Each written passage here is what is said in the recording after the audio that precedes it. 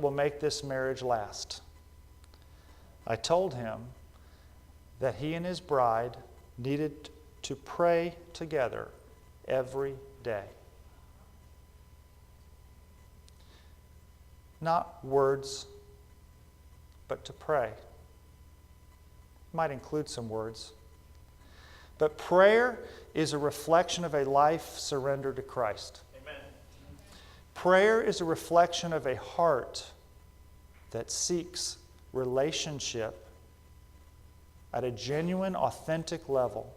It is one that encompasses faith and forgiveness. It is one that says, this is not about me. This is about how we move forward together, growing together closer, the two of us, and growing closer together with God. If you will pray with your wife every day, you are setting aside your selfish wants and needs in exchange for the glory of God in your relationship. Amen. If you will do that, divorce will be a stranger to your household, Amen. to you and for your children and for the generations that follow.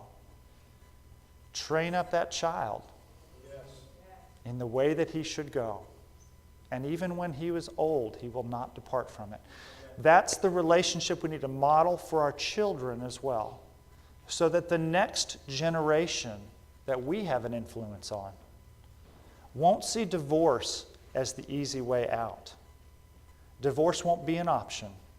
Instead, the choice will be to pray harder. Pray harder. I had a courtroom experience over the course of the last year and a half. I had a young couple that came into my courtroom. And they were in the midst of a divorce. They had 3 children together. And they were in the courtroom arguing about some temporary support or child support or something like that. And in the midst of this hearing, things got a little ugly. And the wife tearfully blurted out that the 3rd child isn't even yours. And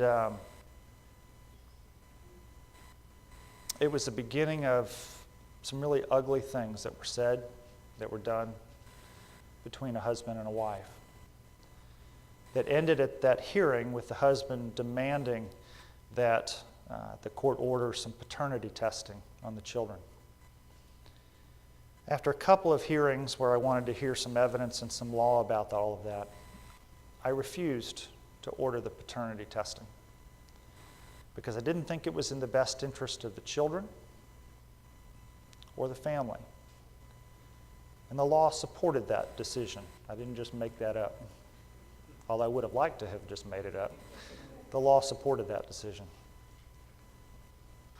A year and a half later, the couple came back for their final hearing on the divorce.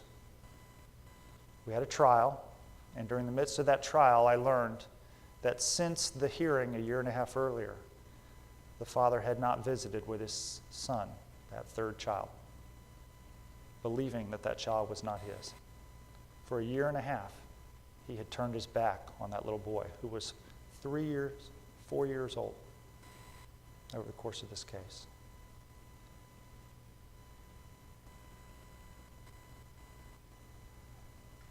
I had hoped that would not be the effect of my ruling.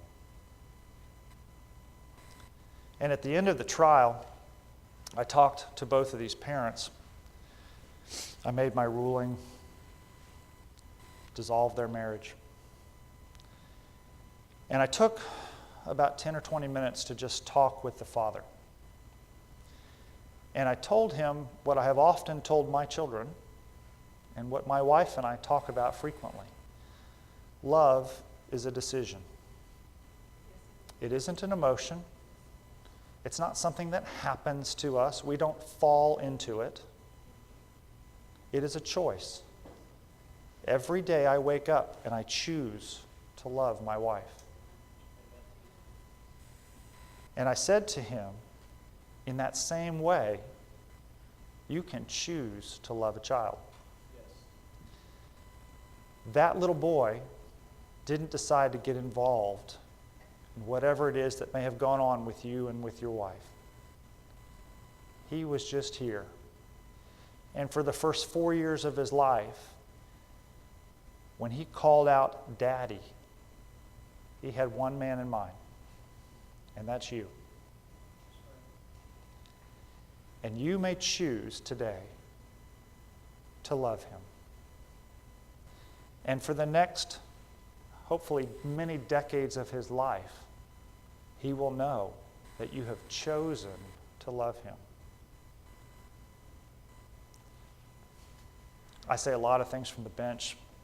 People follow sometimes, many times they don't.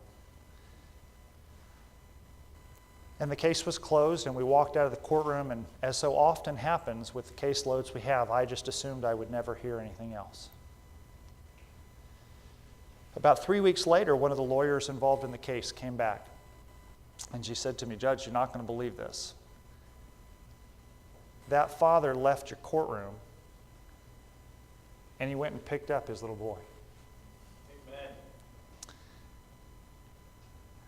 And they have seen each other every day for the last 3 weeks. He's chosen differently. And that's important. But the PS to the story is that that husband and that wife started dating again.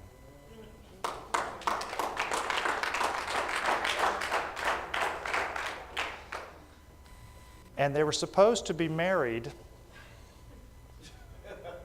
yesterday. Amen. I haven't heard, but I tell you that story for this reason. I don't know where you are in your marriage relationship. I don't know if you're divorced. I don't know if you're on your second or third or fourth marriage. What I do know is that there is no choice, that God's grace is not sufficient to meet your need. Amen. And that you always have the choice to respond differently because of the grace that He gives us. And so as we sit here today, I ask you to choose in your relationship, if it's a marriage relationship, to seek covenant marriage. It's not too late. Whatever you may have done or not done, it's not too late. Go home, hold your wife's hand, look her in the eyes, men, and tell her, forever I choose to love you. Forever we will have a relationship. Forever I choose holiness in my intentions with you. And God is here in the smallest details of what we do together. Let's enjoy it. Let's celebrate it. And let's move forward together, the two of us. If you're single today, and I've just had this whole long conversation about marriage, I want to tell you there's a reason for it. Don't settle for someone who offers you less than a covenant relationship with him or her.